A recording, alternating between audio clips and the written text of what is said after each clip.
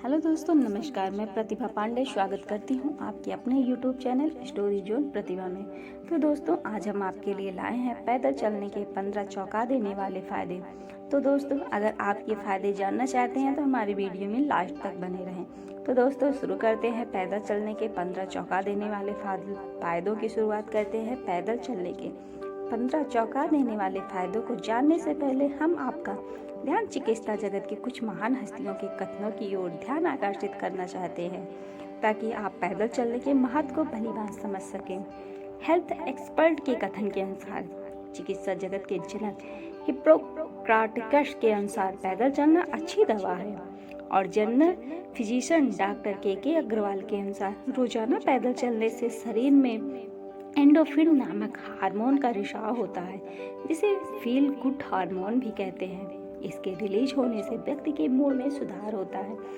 यदि व्यक्ति पेड़ पौधों के बीच चलता है तो उसका ब्लड प्रेशर भी नियंत्रित रहता है। साइकोलॉजिस्ट के अनुसार आरती श्राफ के अनुसार पैदल चलने से ब्रेन में सेरोटोनिन नामक केमिकल रिलीज होता है। इससे मानसिक रूप से अच्छा फील होता है। मोटापा रोग विशेषज्ञ डॉक्टर शशांक शाह के अनुसार पैदल चलने से न केवल शरीर को मिलने वाली ऑक्सीजन की मात्रा में बढ़ोतरी होती है, बल्कि इससे ढेर सारी कैलोरी भी बर्न होती है। और हड्डी रोग विशेषज्ञ डॉक्टर BS राजपूत के अनुसार पैदल चलने से इंसान स्वस्थ रहता है, किंतु सुबह के समय पैदल चलने से शरीर को विटामिन D की भी प्राप्ति होती है। पर अर्थराइटिस की समस्या से परेशान लोगों को अधिक पैदल चलने से बचना चाहिए। उपरोक्त सभी विशेषज्ञ हमें पैदल चलने के अलग अलग फायदों को अपने ढंग से बता रहे हैं, किंतु सबसे अहम बात हमें क्यों पैदल चलना चाहिए, जो हमें पता होनी चाहिए, उसे बहुत ही सरल और सहज तरीके से समझाया है भारत के मिलेट मैन यानी कि डॉक्टर खादर वली के अनुसार हमारे शरीर में ग्लूकोज की मात्रा का सही होना अनिवार्य है।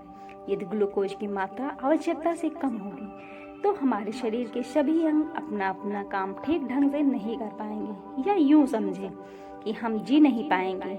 दूसरी तरफ यदि ग्लूकोज की मात्रा आवश्यकता से अधिक हमारे शरीर में हो जाएगी, तब वह अतिरिक्त ग्लूकोज रक्त में जमने लगेगा। परिणाम स्वरूप हमारा ब्लड गाढ़ा हो जाएगा। रक्त के गाढ़ा होने पर हमारे जिगर यानी लीवर पर काम का बोझ बढ़ जाएगा। तब लीवर और कोलम को गाढ़े रक्त का रूप बदलने के लिए ज़्यादा काम करना पड़ेगा, यानी कि तब हमारा शरीर अपनी प्रकृति के अनुसार ग्लाइकोजन, कोलेस्ट्रॉल, ट्राइग्लिसराइड का निर्माण करने लगता है। एक सीमा तक तो यह ठीक है, पर यदि नियमित रूप से हमारे शरीर में ग्लूकोज की मात्रा अधिक होने लगे तो हम अनेक रोगों का शिकार होने लगेंगे। ग्लूकोज की मात्रा अधिक होने से होने वाले रोग, यानी कि एक तरफ कुआं तो एक तरफ खाई वाली समस्या है। दोस्तों, समस्या का बस एक ही हल है, शरीर में ग्लूकोज की सही मात्रा का होना। शरीर में ग्लूकोज की मात्रा को नियंत्रित करने के सबसे अच्छा तरीका है रोजाना पैदल चलना। डॉक्टर और हेल्थ एक्सपर्ट दोनों का मानना रोजाना पैदल चलना सबसे अच्छा व्यायाम है। समय समय पर विभिन्न रोगों पर किए गए शोधों की रिपोर्ट से भी एक बात साफ निकल कर आई है कि रोजाना पैदल चलने से मरीजों की सेहत में सुधार होता है। तो आइए पैदल चलने पर कुछ शोधों पर ही एक नज़र डालते चलते हैं। पैदल चलने पर हुए कुछ मुख्य शोध। तो पहला है मेडिकल जर्नल द लेसेंट में छपी रिपोर्ट के अनुसार प्रतिदिन 20 मिनट पैदल चलने से शरीर में ग्लूकोज के स्तर को नियंत्रण में किया जा सकता है, जिससे हृदय रोग से जुड़ी बीमारियों से बचाव होता है। और दूसरा है मेडिकल जर्नल द लेसेंट में ही छपी एक अन्य रिपोर्ट के अनुसार प्रतिदिन 2000 कदम चलने वाले व्यक्तियों में हार्ट अटैक से होने वाली मौतों में 10% तक कम जोखिम होता है। और तीसरा है कैम्ब्रिज यूनिवर्सिटी में 3,34,000 लोगों पर किए गए शोध के अनुसार रोज पैदल चलने से सेहत अच्छी रहती है और उम्र भी बढ़ती है। चौथा है अमेरिका कैंसर सोसाइटी द्वारा की गई स्टडी के अनुसार सप्ताह में 6 घंटे पैदल चलने वाले व्यक्ति अधिक स्वस्थ रहते हैं। और पांचवा है वकाया मेडिकल कॉलेज जापान में हुई एक रिसर्च के अनुसार प्रतिदिन 10,000 कदम पैदल चलने से कोई भी व्यक्ति अपने रक्तचाप को नियंत्रित कर सकता है। इस रिसर्च में शोधकर्ताओं ने मीडियम हाई ब्लड प्रेशर वाले 83 व्यक्तियों पर एक प्रयोग किया। सभी प्रतिभागियों को 12 सप्ताह तक प्रतिदिन 10,000 कदम चलाया गया। अवधि के अंत में पाया गया कि सभी व्यक्तियों के हाई ब्लड प्रेशर में महत्वपूर्ण कमी आ गई थी। अभी तक हमने वैज्ञानिकों और चिकित्सा जगत में हुई रिसर्चों के आधार पर पैदल चलने के लाभों को जाना। अब हम एक एक करके विस्तार से पैदल चलने के स्वास्थ्य लाभों का विश्लेषण अपनी एनालिटिक बुद्धि से करेंगे। क्या पैदल चलने से हृदय स्वस्थ रहता है? तो हाँ, पैदल चलने से हमारा हृदय स्वस्थ रहता है, क्योंकि पैदल चलने से शरीर को ज़्यादा ऑक्सीजन मिलती है, जिससे रक्त में भी ऑक्सीजन की सप्लाई बढ़ जाती है। सप्लाई के बढ़ने से ब्लड वेजुअल अपना ठीक ढंग से काम करने लगता है। परिणामस्वरूप पैदल चलने से हमारा हृदय स्वस्थ रहता है। क्या वॉक करने से पाचन तंत्र में सुधार होता है? यह सच है कि वॉक करने से हमारे पाचन तंत्र में सुधार होता है। वास्तव में जब हम चलते हैं तो शरीर के सभी अंग अपना अपना कार्य करने लगते हैं। उन्हें अपने कार्य करने के लिए ऊर्जा की आवश्यकता होती है। दूसरी तरफ शरीर को पता होता है कि वह भोजन ही है जो उन्हें ऊर्जा देगा। इसलिए अपने पाचन को सुधारने के लिए डॉक्टर हमें भोजन करने के कुछ देर बाद पैदल चलने की सलाह देते हैं। तो अगर आपको हमारी वीडियो अच्छी लगेगी तो प्लीज़ दोस्तों में शेयर करना तो बिल्कुल मत भूलिएगा। तो दोस्तों आइए शुरू करते हैं आगे। क्या वॉकिंग करने से डायबिटीज नियंत्रित रहती है? बिल्कुल, वॉकिंग करने से डायबिटीज नियंत्रित रहती है। वास्तव में डायबिटीज रोग होने का मुख्य कारण शरीर में ग्लूकोज की मात्रा बढ़ना है। यदि हम शरीर में ग्लूकोज की मात्रा को नियंत्रण में रखें तो हम इस रोग से स्वयं को बचा सकते हैं। विशेषज्ञों के अनुसार ग्लूकोज की मात्रा को नियंत्रण में रखने का सबसे अच्छा उपाय है रोजाना पैदल चलना। यही कारण है कि विशेषज्ञ टाइप 2 डायबिटीज रोगियों को पैदल चलने की सलाह देते हैं। क्या पैदल चलने से मोटापा कम होता है? जी हाँ, पैदल चलने से मोटापा कम होता है। जो लोग अपना मोटापा कम करना चाहते हैं उनके लिए पैदल चलना किसी दवाई से कम नहीं है। विशेषज्ञों का मानना है कि जब हम पैदल चलते हैं तो हम अपने शरीर में एकत्र हो रही अतिरिक्त कैलोरी को ट्राइग्लिसराइड बनने से रोक देते हैं, जिसके परिणाम स्वरूप पहले तो शरीर में नया फैट बनना बंद होता है, फिर धीरे धीरे पुराना जमा हुआ फैट कम होना शुरू हो जाता है। यदि आप इस विषय को और अधिक अच्छे से जानना चाहते हैं तो आप हमारी पोस्ट वेट लॉस और फैट लॉस में अंतर पर क्लिक कर जान सकते हैं। क्या पैदल चलने से कैंसर रोग में जीवित रहने की संभावना बढ़ती है? हेल्थ एक्सपर्ट का मानना है पैदल चलने से कैंसर रोग में जीवित रहने की संभावना को बढ़ावा मिलता है। The world cancer research fund के अंतर्गत रिसर्चों से इस बात को बल दिया मिलता है कि पैदल चलने या व्यायाम करने से कैंसर रुकता तो नहीं है, पर कैंसर रोगियों के लिए जिंदा रहने की संभावना में वृद्धि होती है। ऑस्ट्रेलिया के क्वींसलैंड यूनिवर्सिटी और टेक्नोलॉजी के शोधकर्ताओं ने स्तन कैंसर के कुछ मरीजों पे 8 वर्ष तक 3 घंटे शारीरिक गतिविधियां करवाकर रिसर्च की गई। 8 साल बाद आए परिणामों से पता चला कि सभी कैंसर रोगियों की कैंसर से होने वाली मौत की संभावना कम थी। क्या वॉक करने से हड्डियां मजबूत होती हैं? यह तो आप सब जानते हैं कि हड्डियां हमारे शरीर को आकार देने का काम करती हैं। हड्डियों को मजबूती मिलती है। कैल्शियम और विटामिन डी की प्राप्ति का सबसे नेचुरल तरीका है सुबह की सैर। कई रिसर्चों से इस बात की पुष्टि हो चुकी है, इसलिए रोजाना पैदल चलने से हड्डियां मजबूत होती हैं। क्या पैदल चलने से शरीर की मांसपेशियां मजबूत होती हैं? जी हाँ, पैदल चलने से शरीर की मांसपेशियां भी मजबूत होती हैं। नई दिल्ली एम्स अस्पताल के अस्थि रोग विभाग के विभागाध्यक्ष डॉक्टर राजेश मल्होत्रा के अनुसार मांसपेशियों की अच्छी सेहत के लिए आवश्यक है कि शरीर में मूवमेंट होती रहे, क्योंकि मूवमेंट से ही 2 हड्डियों के बीच फ्लूइड का निर्माण होता है, जो कार्टिलेज के लिए पोषक तत्व का निर्माण करता है। यदि शरीर में मूवमेंट नहीं होगी तो कार्टिलेज खराब होने लगेंगी। इसलिए हमें अपने आप को मूवमेंट में रखने का सबसे सरल उपाय है पैदल चलना।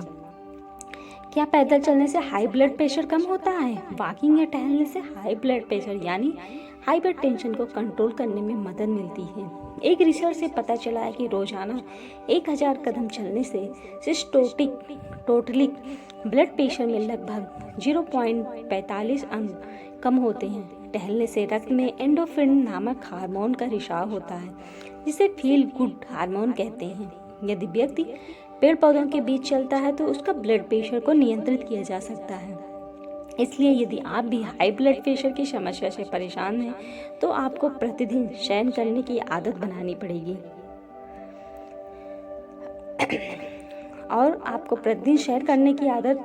पड़ेगी अपने कदमों को फिटनेस ट्रैकर की सहायता से नापना चाहिए तथा अपने बीपी की जांच नियमित अंतरालों की बात करनी चाहिए। क्या पैदल चलने से फेफड़ों की सेहत में सुधार होता है? फेफड़े यानी कि लंग्स, जब हम पैदल चलते हैं तो हमारे शरीर में अधिक मात्रा में ऑक्सीजन अंदर आती है और कार्बन डाइऑक्साइड बाहर जाती है।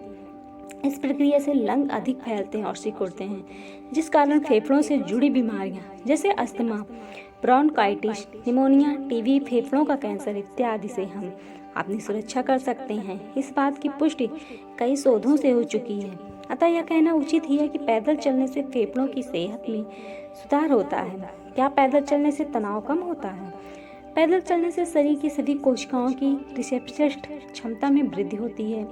शरीर की सभी तंत्रिकाओं में गति आती है, जिससे एक ओर तनाव हार्मोन के उत्पादन में कमी आती है तो दूसरी ओर बना हुआ तनाव शरीर को बाहर छोड़ने के साथ बाहर निकल जाता है। इसलिए डॉक्टर और हेल्थ विशेषज्ञ डिप्रेशन के शिकार व्यक्तियों को टहलने की सलाह देते हैं। तो दोस्तों, क्या पैदल चलने से स्मरण शक्ति बढ़ती है? अधिक आयु वाले व्यक्तियों में अल्जाइमर रोग होने की संभावना अधिक होती है। इस रोग के कारण उम्र बढ़ने के कारण वृद्ध व्यक्तियों में याददाश्त में कमी देखी जाती है। अल्जाइमर रोग होने का कारण मस्तिष्क में हिप्पोकैम्पस तंत्रिका की कार्यप्रणाली में खराबी आना है। तंत्रिका वैज्ञानिकों के अनुसार हिप्पोकैम्पस तंत्रिका का काम है नई स्मृतियों के बनने में मदद करना। सरल रूप में आप इसे ऐसे समझे कि यह मनुष्य के रोजमर्रा के कार्य से जुड़ी याददाश्त होती है। इसका कार्य विशेष घटनाओं, स्थानों आदि को पहचान करना है। जापानी वैज्ञानिकों ने अपनी रिसर्च में पाया कि हर रोज पैदल चलने से वृद्ध व्यक्तियों की याददाश्त बढ़ती है। क्या पैदल चलने से डिमेंशिया सिंड्रोम में लाभ होता है?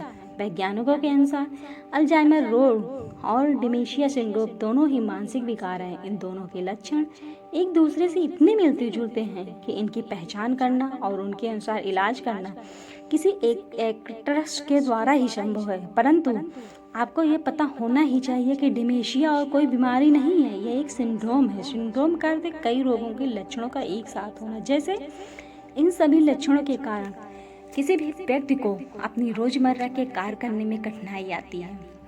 अल्जाइमर और डिमेंशिया संशोधन के अनुसार प्रतिदिन पैदल चलने से डिमेंशिया को रोकने में मदद मिलती है। याददाश्त में सुधार होता है, जिससे वृद्ध व्यक्तियों में आत्मविश्वास बढ़ने में मदद मिलती है।